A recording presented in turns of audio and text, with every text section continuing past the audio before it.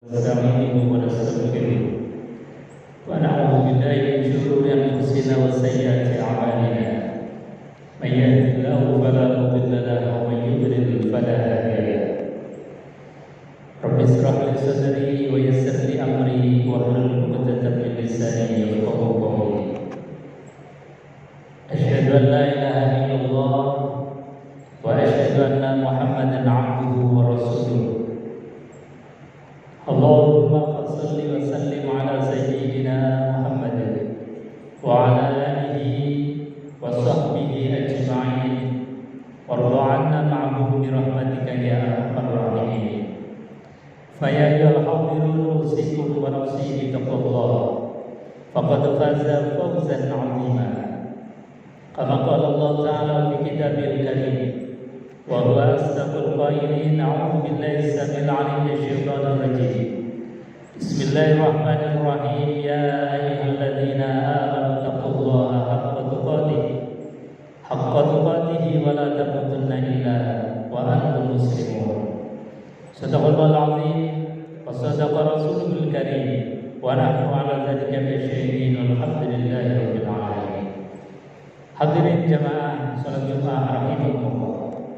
Di awal khutbah ini, khatib tidak henti-hentinya untuk berwasiat, baik untuk diri maupun kepada jemaah sekalian, untuk senantiasa meningkatkan iman dan takwa kita kepada Allah dengan takwa yang sebenar-benarnya, sebagaimana yang diajarkan dan dicontohkan oleh baginda Rasulullah SAW, yaitu imtitsalul awamir wa ijtinabun nawahi, menjalankan apa yang diperintahkan oleh Allah Subhanahu wa taala dan menjauhi apa-apa yang dilarang oleh Allah dengan sekuat tenaga kita. Karenanya ketika kita saat ini ditakdir bisa hadir memenuhi undangan Allah Subhanahu wa taala melaksanakan salat Jumat berjamaah, maka berbahagialah karena saat ini kita ditakdirkan menjadi orang yang beriman dan bertakwa kepada Allah.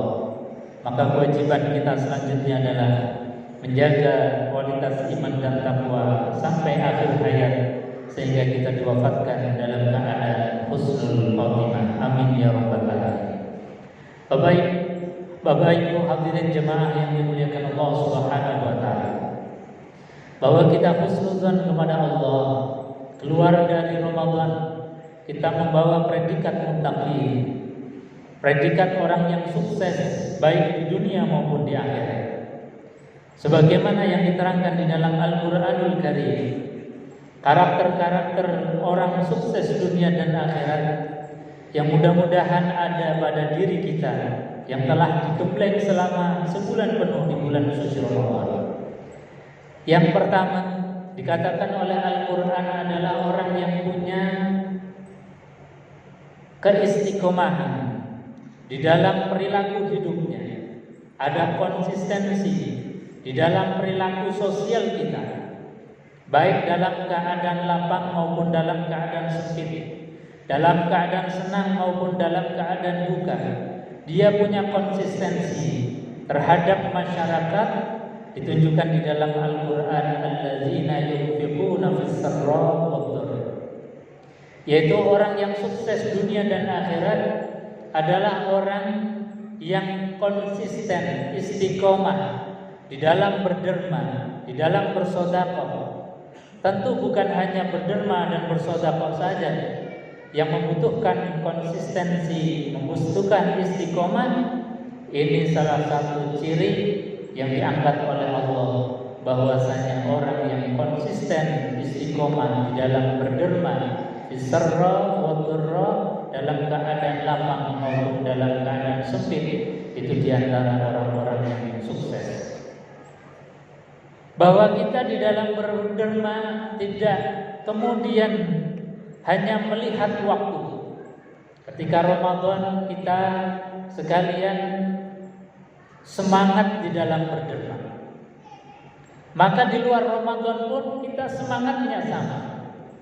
Ketika kita punya kepentingan, maka kita berderma di dalam kehidupan kita bermasyarakat.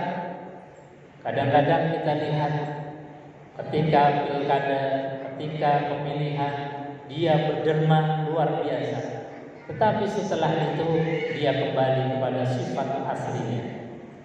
Maka yang dibutuhkan karakteristik orang yang muttaqin adalah dia senantiasa istiqomah, berderma, berinfak fis sarra wad dhar, baik dalam keadaan lapang maupun dalam keadaan sepi. Itu yang pertama. Yang kedua, kata Allah di dalam Al-Qur'anul Karim, wal kadhiminal ghaidh.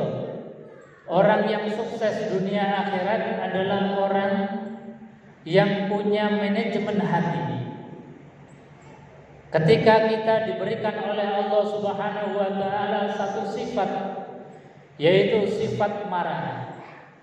Sifat yang kadang-kadang memunculkan emosional, bahkan bisa menjadi prahara yang disebabkan oleh marah ini. Allah tidak memerintahkan untuk menghanguskan, menghilangkan sifat marah, karena ini adalah potensi yang luar biasa. Ini adalah modal yang Allah berikan kepada manusia. Allah sampaikan, fa'alhamaha fujuraha wa taqwaha. Kami ilhamkan, kami berikan modal kepada manusia fujuraha, sifat jelek. Di antara sifat jelek adalah sifat al-ammarah. Maka perintahnya Allah bukan disuruh untuk menghilangkan sifat marah, tapi bahasanya Quran adalah wal kaziminal ghaidh, orang yang bisa memanage hawa marah ini. Bagaimana kita gambarannya bisa memanage hawa marah ini?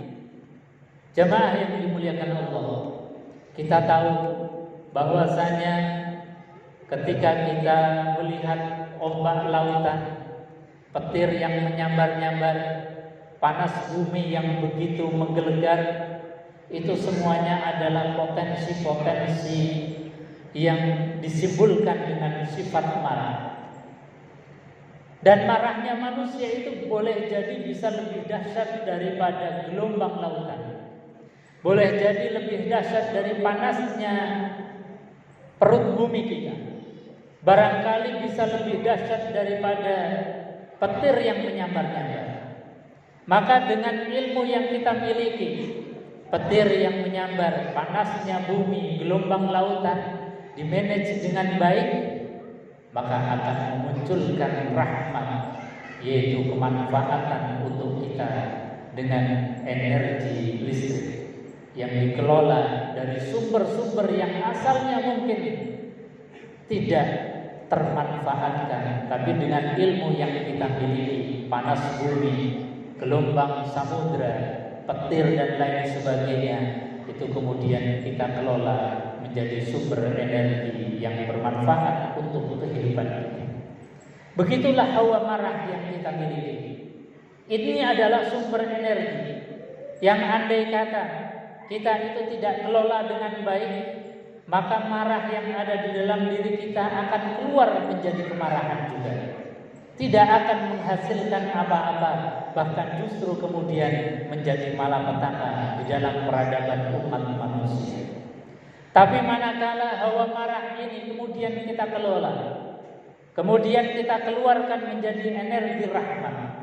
Ketika ada iri hati di dalam hati, kemudian kita kelola dengan baik, yang keluar adalah energi rahmat, yaitu dengan berfastabiqul khairat, kita berlomba-lomba di dalam kebaikan. Kalau energi marah kemudian kita kelola, kita keluarkan menjadi energi rahmat, itulah yang sebetulnya diharapkan oleh Quran. Dan orang yang bisa mengelola hati, mengeluarkan energi marah menjadi energi rahmat, itu sebetulnya orang yang disinyalir di dalam Al-Quran, orang yang punya potensi sukses di dunia dan di akhirat. Yang ketiga, orang yang sukses dunia dan akhirat itu dicirikan oleh Al-Quranul Karim wal 'afina 'anil nas, yaitu orang yang punya kesadaran penuh bahwa kita itu adalah manusia. Orang yang punya kesadaran bahwa kita itu manusia dan setiap manusia itu pasti punya salah dan dosa. Tidak ada orang yang tidak punya salah dan dosa kecuali baginda Rasulullah Shallallahu Alaihi Wasallam yang memang didesain oleh Allah menjadi uswah hasanah bagi kita. Maka beliau didesain dengan punya sifat maksum, terbebas dari kesalahan yang menimbulkan dosa. Tetapi kita, selagi yang namanya manusia, maka pasti kita masih punya sisi-sisi salah, sisi-sisi dosa, sisi-sisi yang mungkin saling zalim kepada orang lain, saling salah kepada orang lain. Maka kesadaran yang harus kita miliki adalah kesadaran bahwa kita itu manusia. Maka setiap manusia, kata pepatah Jawa, sah api ewo senajan sithik ana eleke, sah elek wong senajan sithik ana api. Kesadaran inilah yang harus kita munculkan sebagai pribadi-pribadi orang yang sukses di dunia dan akhirat. Hadirin jamaah yang dimuliakan Allah. Apa konsekuensi dari orang yang punya kesadaran bahwa kita itu manusia? Dia akan mudah untuk memberikan maaf, dan juga dia akan mudah untuk meminta maaf. Sekali lagi, orang yang punya kesadaran bahwa kita itu manusia, bahwa kita itu pasti punya khilaf dan dosa, akan mudah sekali untuk memberikan maaf dan minta maaf. Dan inilah yang dibangun dari energi Ramadan, menjadikan kita pribadi-pribadi yang muttaqin. Yang pertama, konsisten di dalam kebaikan, di dalam berderma. Yang kedua, kita punya sikap dan sifat adalah bahwa kita itu bisa memanage hawa nafsu, hawa marah kita. Kita punya marah, tetapi kita keluarkan dengan rahmat. Yang ketiga, kita memanage, kita punya kesadaran bahwa kita itu manusia. Maka mari kita bukakan pintu maaf yang selebar-lebarnya, dan kita maaf jika kita ada kesalahan dan dosa. A'udzubillahi minasyaitonir rajim. Bismillahirrahmanirrahim. Wal 'asri innal insana